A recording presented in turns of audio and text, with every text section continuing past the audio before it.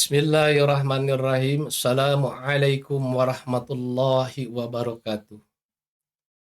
Hamdan wa syukran lillah wassalatu wassalamu ala rasulillah wa ala alihi wa ashabihi wa mawala. Amma ba'd. Hadirin rahimakumullah. Kita bersyukur pada Allah Subhanahu wa taala atas nikmat yang Allah berikan kepada kita semua. Terutama nikmat Islam, nikmat iman, dan juga nikmat kesehatan. Dan mudah-mudahan dengan nikmat iman, Islam, dan kesehatan ini membawa kita kepada kebahagiaan di dunia dan di akhirat yang selama-lamanya. Salawat serta salam semoga tercurah limpahkan kepada junjungan Nabi kita Nabi Muhammad Sallallahu Alaihi Wasallam.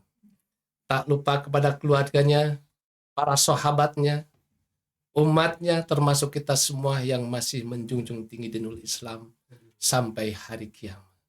Mudah-mudahan kita diberikan syafaat yaumil akhir baginda Rasulullah Sallallahu Alaihi Wasallam.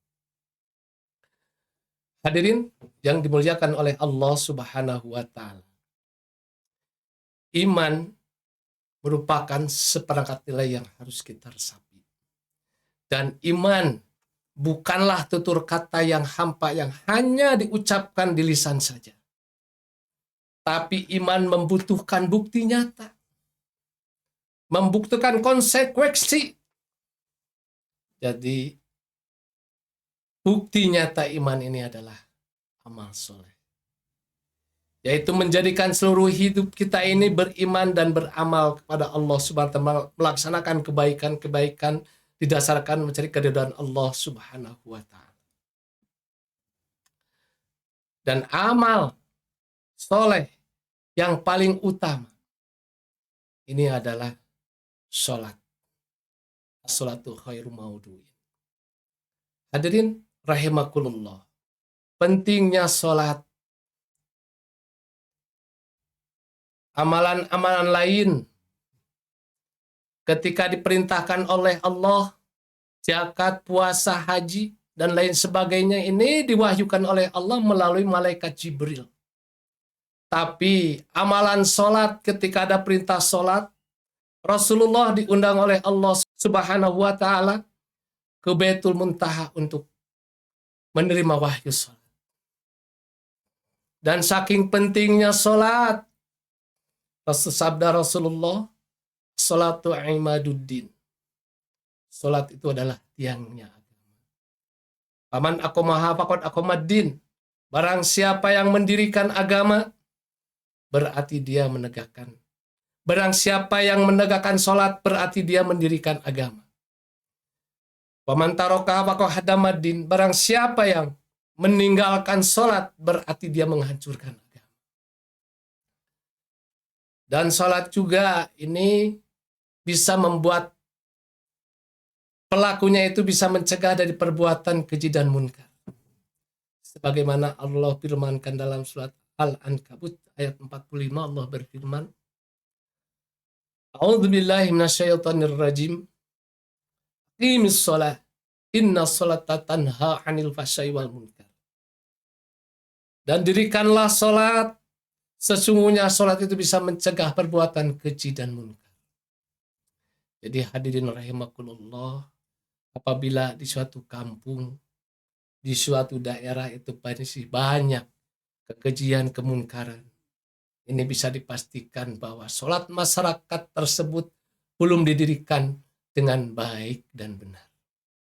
Dan salah satu tandanya ini, sedikitnya orang yang melaksanakan sholat sebagaimana yang dicontohkan oleh baginda Rasulullah Sallallahu Alaihi Wasallam. Awal waktu berjamaah, tempatnya di masjid di mana azan dikumandangkan. Hadirin rahimakumullah. Bahkan sholat pun ini amalan yang pertama yang dihisab oleh Allah Subhanahu wa taala pada hari kiamat. Sebagaimana sabda Rasulullah Sallallahu Alaihi Wasallam, awwalu ma yuhasabu bihi abdi yaumal qiyamah as-shalah. Amalan yang pertama akan dihisab mengenai hambanya pada hari kiamat adalah sholat. Apabila sholatnya baik, maka seluruh amalannya dianggap baik. Apabila amalannya jelek, maka amalan yang baik pun akan menjadi jelek. Hadirin yang dimuliakan oleh Allah Subhanahu wa taala, salat ini bagaikan kepala pada badan manusia. Bagaimana manusia tanpa kepala? Kalau orang yang datang ke rumah kita tanpa kaki dan tangan, pasti kita akan mengatakan bahwa orang itu adalah orang cacat tubuhnya. Tapi apabila yang datang itu tanpa kepala, kita tidak akan pernah mengatakan bahwa itu manusia. Begitulah kedudukan sholat. Apabila orang mukmin mengaku mukmin menghadap Allah Subhanahu wa taala, dia dengan melaksanakan kelalaian di dalam sholat, sholatnya tidak khusyuk, maka hadirin rahimakumullah, apa yang akan dia dapatkan? Atau apakah dia sebagai orang mukmin yang baik? Bahkan dia akan mendapatkan kerugian, penyesalan, dan azab dari Allah Subhanahu wa taala. Sebagaimana firman Allah, "Fawailul lil musallin." Celaka bagi orang-orang yang sholat. Alladzina hum an sholatihim sahun. Yaitu orang-orang yang mengerjakan sholatnya dengan lalai.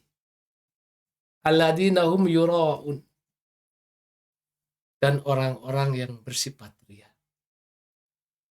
Hadirin rahimakumullah, maka penting sholat didirikan dengan sebaik-baiknya.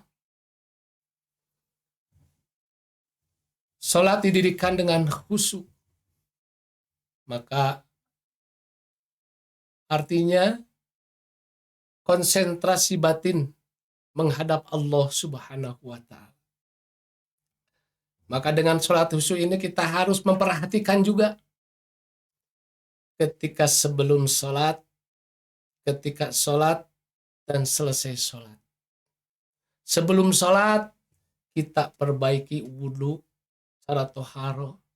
Kita pelajari ilmu syarat rukunnya sholat, dan rukun-rukun wudhu dan lain sebagainya. Dan ketika sholat, kita sadar diri bahwa kita ini sedang menghadap Allah Subhanahu wa taala. Dan di luar sholat, maka kita melaksanakan apa yang ada di dalam sholat. Jadi ketika kita sholat, kita tidak membawa sifat-sifat di luar sholat ke dalam sholat. Dan membawa sifat sholat ke dalam kehidupan sehari-hari. Ketika sholat kita baca Quran, maka harus diterjemah dalam kehidupan sehari kita baca Quran. Di dalam sholat ada zikir mengingat Allah. Dan di dalam kehidupan sehari kita harus mengingat Allah Subhanahu wa taala, sehingga sholat kita akan mewujudkan, akan bisa mencegah dari perbuatan keji dan munkar. Hadirin rahimakumullah, sebagaimana kita ketahui dalam hadis, barang siapa yang mengerjakan sholat yang dicontohkan oleh baginda Rasulullah Sallallahu Alaihi Wasallam, dia akan dijamin oleh Rasulullah Sallallahu Alaihi Wasallam, dia akan diberikan rizkinya, dan dia akan dibebaskan dari azab kubur, menerima catatan amal pada hari hisab, dan meniti-titi syarat dengan sifat yang dan masuk surga tanpa hisab.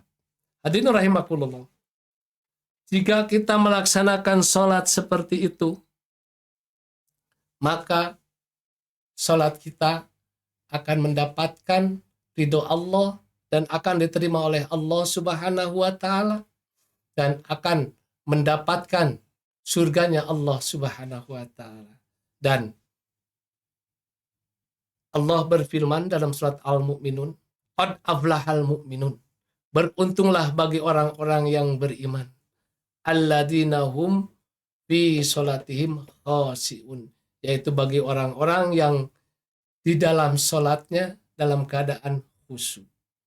Mudah-mudahan rahimakumullah kita diberikan oleh Allah taufik hidayah sehingga sholat kita ini terbawa dalam kehidupan sehari-hari, terbawa sehingga akhlak kita menjadi akhlak Quran, akhlak kita menjadi akhlaknya Rasulullah Shallallahu Alaihi Wasallam, dan mudah-mudahan kita termasuk hamba-hamba Allah beriman bertakwa pada Allah Subhanahu Wa Taala. Barakallahu li wa lakum bil Qur'anil azim wa nafa'ni wa iyyakum bima fihi minal ayati wa dzikril hakim wa taqabbala minni wa minkum tilawatahu innahu wal ghafurur rahim. Wabillahi taufiq wal hidayah. Assalamualaikum warahmatullahi wabarakatuh.